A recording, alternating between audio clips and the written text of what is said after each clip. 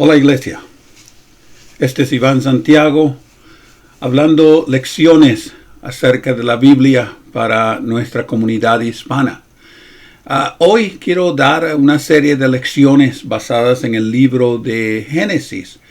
Muchas veces el libro de Génesis ha sido leído, pero a veces nosotros no hemos captado toda el mensaje que el Señor nos quiere dar allí. Así que vamos a ver esta primera lección y la vamos a basar en el capítulo 5 del libro de Génesis.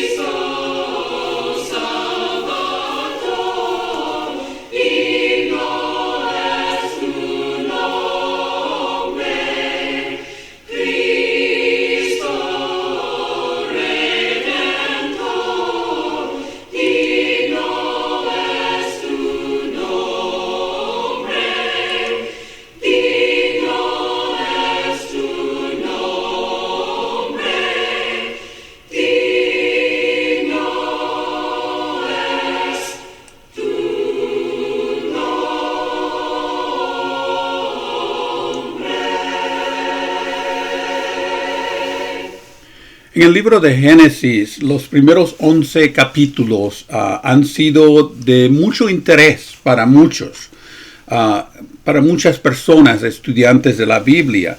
Y la lectura de cualquiera de estos 11 capítulos nos demuestra la creación de Dios, el principio. Y hay el principio de varios aquí. Una de las lecciones que vamos a cubrir va a ser eso. Los principios de Dios, el principio de la creación, el principio de la familia, el principio de la salvación, eventualmente a través de Abraham, el principio del castigo. Vamos a ver varios de esos temas en el futuro. Pero lo que yo quiero enfatizar ahora en esta lección es las genealogías que aparecen en el capítulo 4, en el 5, en el 10 y en el 11. Y a veces, como quien dice, nosotros vemos estos nombres y vemos estas genealogías y las pasamos por alto porque a veces pensamos que no tiene sentido o a veces no sabemos ni cómo pronunciar esos nombres. Pero la pregunta que yo me hago como estudiante de la Biblia que soy, ¿por qué Dios puso, por lo menos en estos primeros 11 capítulos, 4 veces las genealogías? ¿Por qué? Y bien sabemos que, como quien dice, como lectores de la Biblia que somos, sabemos que la genealogía era de mucha importancia para los judíos. Pero ¿por qué no para nosotros también? ¿Por qué no para nosotros? Hay 2 versos interesantes que encontramos en la Biblia, basados allá en Génesis capítulo 3, en el verso 15. Pero también algo que Cristo dijo, y es lo que me intriga a mí en ver las genealogías, en ver el significado de los nombres. Moisés escribió, hablando Dios a Adán y a Eva, dice, pondré esta enemistad entre ti y la mujer, hablando con la serpiente, entre tus linaje y el linaje de ella, el linaje de la mujer. Él te herirá en la cabeza, pero tú le herirás en el calcañar. Sabemos que esta fue la primera promesa que Dios hizo, que nos revela el mensaje de Dios, el mensaje de Dios de salvación para el hombre, porque el pecado entró por el hombre por causa de esta serpiente, pero esa serpiente ya tenía el destino, Desde el principio de la creación, ya esta serpiente tenía el destino. Y también ya Dios estaba anunciando que Él mismo iba a castigar, Él mismo iba a arruinar, a destruir a esta serpiente. Pero me gusta lo que dice Juan capítulo 5, en el verso 46. Porque si creyerais a Moisés, a mí me creerías también, porque él escribió de mí. ¿Se ha puesto usted a pensar qué quiso decir Cristo con esta frase? Él escribiría de mí. Y bien sabemos que hay varias promesas en el libro de Génesis. Pero yo creo cuando Jesús señala esta observación, yo creo que le está hablando de todo el libro. Y por eso yo quiero comenzar con esta lectura allá en Juan capítulo 5. Y me gustaría, si ustedes siguen la lectura conmigo, que notaran varias frases. Una de las frases que quiero que noten es que tuvo otros hijos e hijas. Y quiero que noten también la frase vivió y la frase murió. Dice la Escritura, entonces este es el libro de las generaciones de Adán. El día que Dios creó al hombre, a semejanza de Dios lo hizo. Varón y hembra los creó y los bendijo. Y le llamó Adán el día en que fueron creados. Cuando Adán había vivido 130 años, engendró a un hijo a su semejanza, conforme a su imagen, y le puso por nombre Set. Yo quiero que noten algo interesante solo en este versículo, porque déjenme decirles, el mensaje está en el nombre. El mensaje está en los nombres. ¿Saben ustedes que Set no fue el primogénito? No fue el primer hijo. En realidad, no fue ni el segundo hijo. Pero el énfasis aquí en Génesis capítulo 5 es de que conforme a su semejanza, él engendró un hijo y le puso por nombre Set. Vamos a ver qué significa el nombre de Set. Pero dice más. Dice que él vivió, verso 4, y en los días de Adán, después de haber engendrado a Set, vivió 800 años y tuvo otros hijos e hijas. Muchas veces nosotros nos hemos preguntado, pues, ¿de dónde agarró Caín su esposa? ¿O de dónde agarró Set su esposa? Noten ustedes, en el proceso de 800 años, tuvo hijos e hijas, Adán y Eva. Muchos hijos y muchas hijas. Hay que notar que la Biblia no hace énfasis en cada detalle. En realidad, la Biblia nos enseña que a veces el énfasis está en el linaje, en la genealogía de Cristo. Por eso en esta ocasión, en el capítulo 5, solo se enfatiza la genealogía de Set. Pero si ustedes notan ahora en los últimos versículos del capítulo 4, ahí aparece la genealogía de Caín. Y algo muy interesante en la genealogía de Caín y en la genealogía de Set. Muchos de estos nombres se parecen. Se parecen. Vamos a ver qué tan cerca están los nombres. Pero el énfasis no es en los hijos de Caín. En realidad, Caín fue el hijo de la caída y lamentablemente la historia de él termina. Excepto por el hecho de que uno de los descendientes de Caín, fue donde vino la tierra de Canaán. Y hay un descendiente de Caín, que fue el que fundó la tierra de Canaán. Y ustedes saben la historia más adelante en la Biblia, cómo Canaán fue una de las ciudades muy relacionadas con Cristo eventualmente. Pero dice, verso 6, sí, Set vivió 105 años y fue padre de Enós. Y noten la frase, verso 7, y vivió Set 807 años después de haber engendrado a Enos, y tuvo hijos e hijas. Bueno, aquí sabemos entonces que Set tuvo que juntarse con una muchacha, y esa muchacha posiblemente en años de diferencia, 30, 40 años de diferencia, que estoy seguro que Set ya, como habla aquí, él tenía aproximadamente 90, como dice allí, 105 años, así que su hermana posiblemente tenía 70 años, yo no sé. Pero el punto está que cuando él vivió 105 años fue cuando tuvo a Enos. Noten la diferencia, muchos años. Así que de estos hijos e hijas que Adán tuvo, bueno, eventualmente uno de estas hijas llegó a ser la esposa de Set.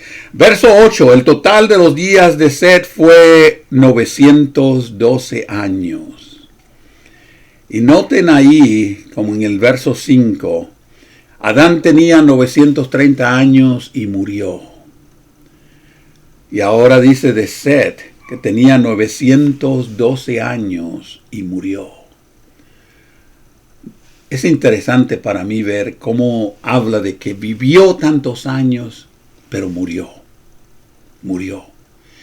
Dicho sea de paso, este verso 5 donde dice que él murió, es la primera vez que se ve que físicamente alguien muere.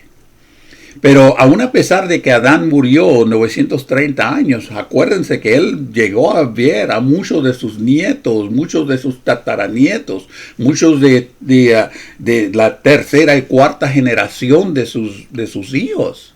Es interesante porque él vivió muchos años. Vivió muchos años. Verso 10. Y vivió, otra vez la palabra interesante, vivió Enos 815 años después de haber engendrado a Cainán. Y tuvo hijos e hijas. Noten, Enos vivió antes de que él pudiera todavía tener hijos, 815 años. Y tuvo hijos e hijas. Noten en el verso 11, Enos murió cuando tenía 905 años. Verso 12, Cainán, hijo de Enos, vivió 70 años y fue padre de Mahalaleel. Fue padre de Mahalaleel. Interesante que podemos nosotros ver esto también aquí. Y Cainán vivió 840 años, verso 13, y después de haber engendrado a Mahalaleel, tuvo hijos e hijas. Pero dice en el verso 14, él vivió, pero también murió. Verso 16, Mahalaleel engendró a Yared y también tuvo hijos e hijas. ¿Noten ustedes el énfasis que se ve en estos versos que Dios nos da? De que tuvo hijos e hijas. Todos ellos tuvieron estos. Y es interesante porque los judíos cuidan estas generaciones. Podemos nosotros ver que Abel no tuvo hijos. Realmente él murió. Pero Set fue la generación que tuvo después. Pero noten la genealogía de Caín.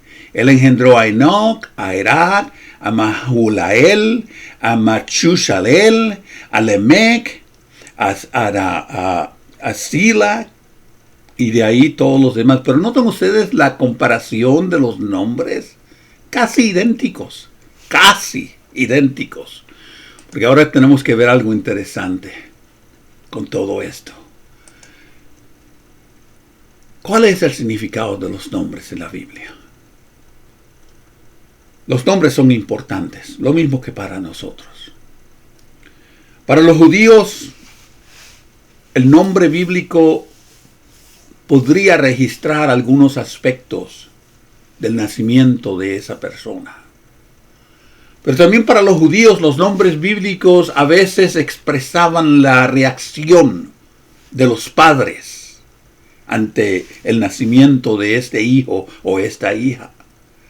Para los judíos a veces se usaban nombres bíblicos para asegurar la solidaridad de su familia. Siempre se usa la frase Zebedeo, hijo de Juan, o etcétera, etcétera. A veces vemos muchas de estas comparaciones, el hijo de tal. Se usaban también los nombres bíblicos para usarse para comunicar el mensaje de Dios. Y realmente eso es muy interesante porque muchos de los nombres que nosotros vemos en la Biblia es precisamente eso, mensajes que Dios nos está dando. Y esa es la lección de hoy. También se usaron los nombres bíblicos para establecer la filiación con Dios. Dicho sea de paso, la palabra Él en cualquier nombre judío significa de Dios, como Daniel, de Dios. A Israel, el nombre de Jacob fue cambiado a Israel, y la palabra él era de Elohim, de Dios, y era la filiación con Dios. Los nombres bíblicos se dan también para establecer autoridad de los unos sobre los otros, para indicar el nuevo comienzo o la dirección que Dios estaba dando a las personas. Por ejemplo, Abraham fue cambiado de Abraham a Abraham. Jacobo también fue cambiado de Jacobo a Israel para indicar la nueva dirección que Dios les estaba dando. Pero los nombres también hebreos a menudo se basan en palabras que representan atributos del carácter de la persona. Por ejemplo, Sarai, Dios cambió el nombre de Sarai a Sara porque indicaba que era alegre, agradable. Muchos de estos nombres también tienen la importancia porque eran en diferentes niveles sociales. Por ejemplo, se oye mucho en el Nuevo Testamento, se habla de la persona, dice que él era el publicano, o de acuerdo a la posición o su nivel social. Pero también los nombres están relacionados con el papel y el propósito que Dios tenía con ellos. Y es interesante que muchos de estos nombres, como vamos a ver en unos instantes, indicaba el propósito de Dios.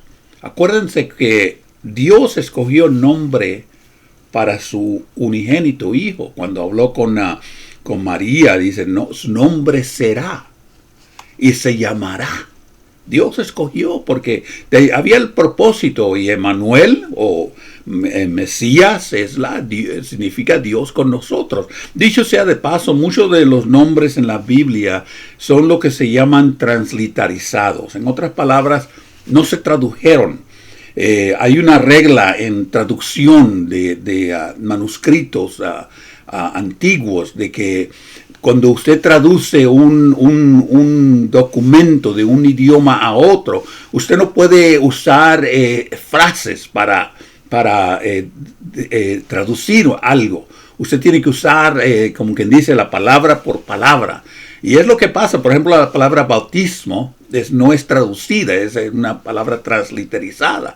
La palabra iglesias es una palabra transliterizada. Porque no, como dice, si fueran a traducir la palabra eclesia, que es el griego, tendrían que haberla traducido en un grupo de personas o un grupo de llamados, o el bautismo. La palabra bautismo quiere decir sumergir, bajar abajo, y no se puede traducir frases por palabras, y es lo que ha pasado. Y muchos de los nombres en la Biblia es lo que pasa, no se han traducido. Vamos a ver a los nombres. En primer lugar, Adán. Adán significa hombre. O, más que todo, significa ser humano. Es la palabra Adán. Como quien dice, cuando habló Dios, hablando de cuando creó al hombre, Dios no le puso el nombre a Adán rápidamente. Si ustedes notan, vayan a la historia ya en Génesis 1, donde dice que fue creado el hombre a imagen de Dios. En capítulo 2 explica la creación del hombre. Pero notan ustedes que el nombre de ellos no se identifica, sino que hasta el capítulo 3. Es donde aparece la primera vez que se habla de Adán. Y la palabra Adán significa antropos, es en el griego. Antropos es ser humano. Nosotros somos antropos, una palabra que indica seres humanos. Y dicho sea de paso, la palabra antropo no indica sexo. Simplemente quiere decir ser humano. Ser humano. Y en la Biblia nosotros podemos ver que a Dios escogió el nombre de Adán, significando hombre. Tú eres hombre, eres un ser humano, eres un individuo de diferente especie. Acuérdense que en Génesis 1 se hace la creación y se habla de que en tal día creó tal cosa, en segundo día tal cosa, tercer día. Y luego cuando hablamos de los días 4, 5 y 6 es donde Dios hace la flora y la fauna y los animales. Y luego en el día 6 cuando crea al hombre, Él creó simplemente una nueva especie, una especie única, de un grado, como quien dice, supremo, un grado alto, porque el hombre no fue creado como los animales, si ustedes notan. El hombre no fue creado como la flora y la fauna.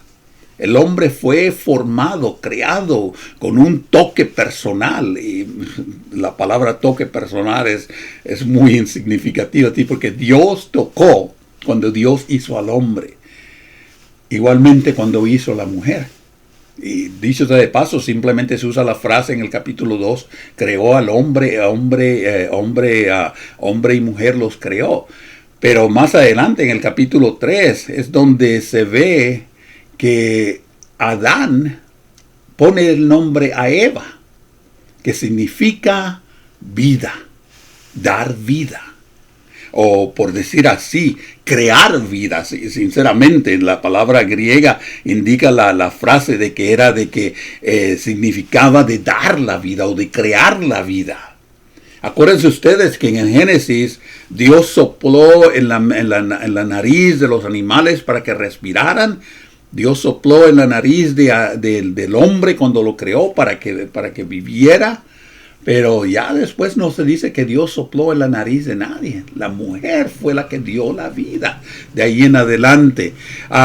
Podemos ver los nombres de Caín, de los nombres de Adán, de los hijos de Adán y Eva, por lo menos los 3 que menciona la Biblia. Y noten el significado de la palabra Caín. Significa adquirido o posesión. Y la interesante es como dice que Dios, como quien dice, le dio una adquisición a Adán y a Eva. El nombre de Abel se compone de la palabra Jabel, una palabra griega. Jabel. Y de acuerdo al libro de Eclesiastés, la palabra Jabel significa vacío o vano. No sé si ustedes notan el nombre, el significado de los nombres. El tercer nombre que la Biblia nos enseña en el capítulo 5 es la palabra de Set, el tercer hijo de Adán y Eva. Y la palabra significa colocado o designado. ¿Noten ustedes que Dios nos está tratando de dar un mensaje? Más adelante vemos el nombre de Enos, que significa hombre o una persona mortal. Interesante ahora aquí, porque ahora que podemos ver que ahora Dios está introduciendo algo aquí con Enos, indicando de que su nombre significa mortalidad. Luego tenemos el nombre de los hijos de Enos, eran Kenan o Cainán, que posiblemente significa, como semejante a Caín, posesión. Luego vemos que aparece el nombre de Mahalaleel, y significa Dios es digno de alabanza, o Dios sea alabado. Y es interesante porque si ustedes notan que ahora, con el nacimiento de Mahalaleel, Dios estaba buscando alabanzas del hombre. Por eso aparece este nombre ahora de esta persona. Después aparece el nombre de Jared, que significa descenso, bajar. Y ahora nace Enoc, que significa dedicado. Y interesante, porque es dedicado a qué. ¿Dedicado a qué? Posiblemente Enoc aprendió de su abuelo, de su tatarabuelo. Aprendió que había que ser dedicado. Era lo que se indica, la enseñanza de buscar a Dios. Y Enoc fue el que anduvo con Dios. Y ustedes saben que Enoc, Dios se lo llevó. Luego encontramos el próximo nombre en la lista, y es el de Matusalén. Matusalén. Y es interesante porque el nombre de Matusalén indica traerá muerte. Traerá muerte. O, por decir así, muerte vendrá. Muerte vendrá. Y después vemos a Noé. Y Noé, su nombre significa reposo o descanso. Y después de ahí tenemos los 3 hijos de Noé. Tenemos a Sem, a Cam y a Yafet. Y es interesante en los nombres de estos 3 hijos de Noé. Sem significa hombre o fama, un nombre o fama. Pero también significa el color marrón, el color café. Cam significa caliente o tibio, pero también significa el color negro, oscuro.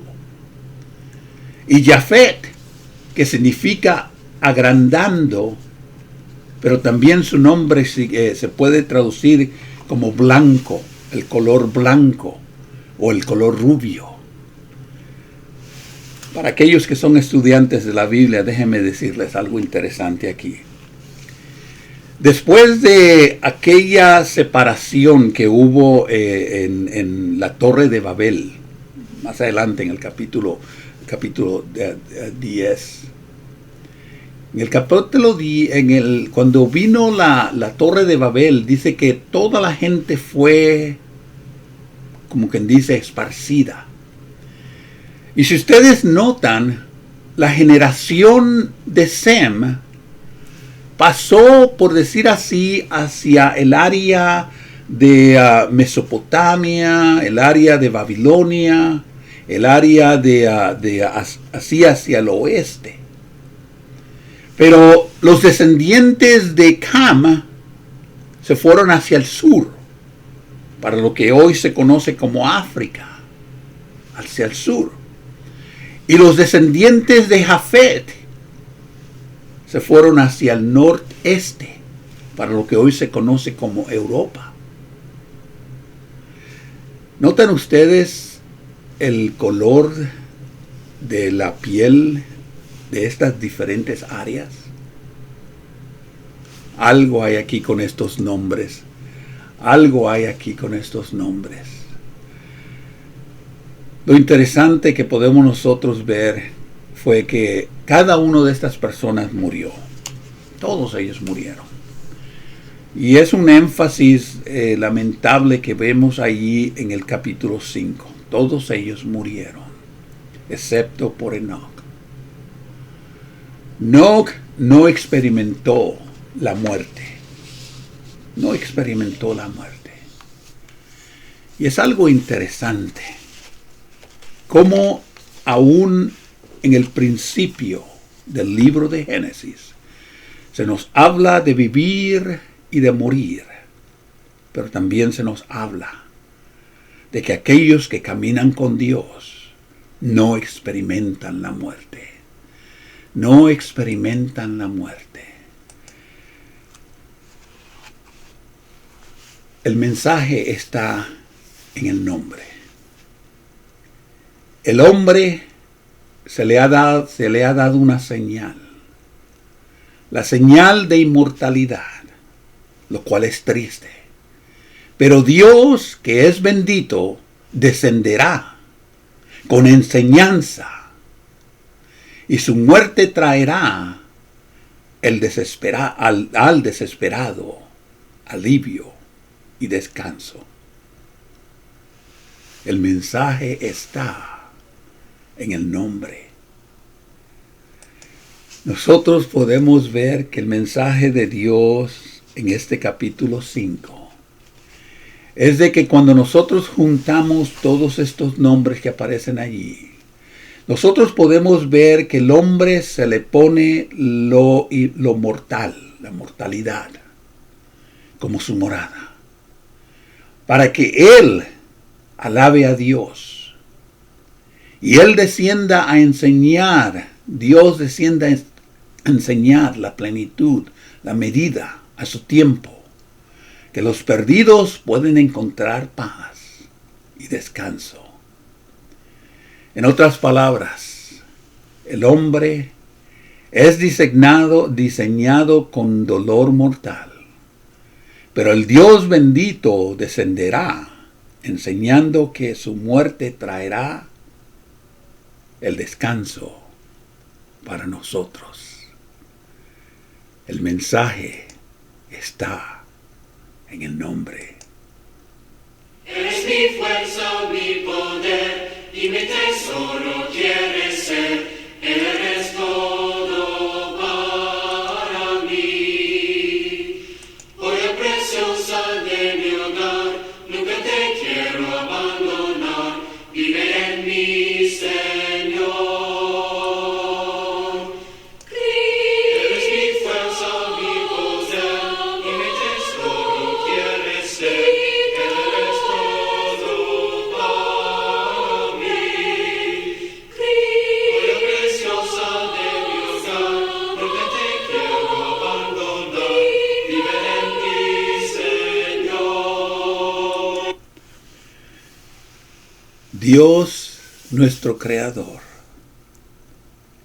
Él es nuestro Maestro, Él es el perfecto organizador, el que conoce nuestras intenciones, el que puede llevarte al cielo sin el dolor, sin el sufrimiento, sin la tristeza, sin el llanto, sin las lágrimas. Entonces, ¿por qué no venir a Él a través de Jesús? El que murió por ti, vino para salvarte. Él fue el que te formó. Él es el que intercede por ti delante de Dios. Y Él te da la oportunidad de ser salvo. ¿Por qué no amarlo? Con todo el corazón, con todas las fuerzas, con toda la mente, con todo el espíritu y con todo el alma.